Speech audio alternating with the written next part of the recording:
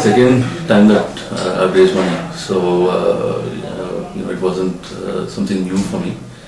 I had started a company earlier in 2000, and we had bootstrapped Ozone Media for a while, for about 2 years before we actually went to IDG and decided to look for funding.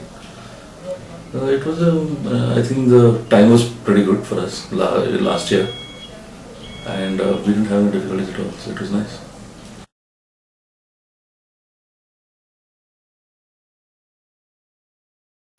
But I'm not sure about the dozen figure anymore. We do have competition, and we respect our competition. One of the USPs, of course, is that we are an early mover in the space. We've been around since 2006, and we understand the business. We think we understand the business better than anybody else. We have very little customer or advertiser churn, as we say. And one of the key USPs that we have is that we are very transparent. We understand our clients' needs, since we've been working with them for over, this is the third year in operation. So we know what every client needs, and we know how to optimize and manage their campaigns. So we're very strong in the newspaper, regional languages, for example. These are something that we've always been strong with, especially in the NRI segment.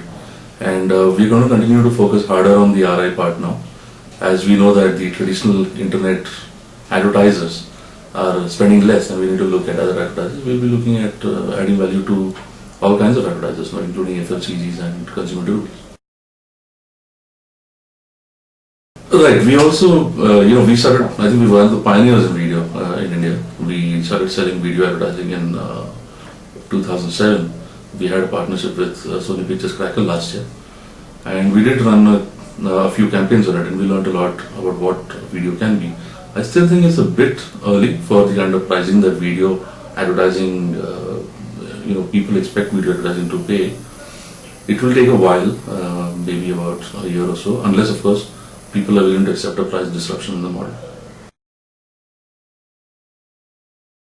I think the challenges are obviously in terms of managing, keeping publishers happy, ensuring that advertisers' campaigns work well. I think those are the two key elements of an ad network. As long as we're able to do that, I think anybody can make it work.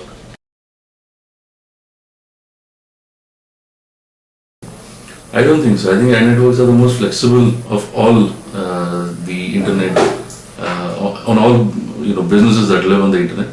We can move from a CPM to CPC to a CPL to whatever else very easily. I don't think there's a problem for ad networks to on sustenance at all. I think the key question is as to how much are we going to grow, and how much of what else can we bring to the table to advertisers and to publishers. That is the key element for ad networks.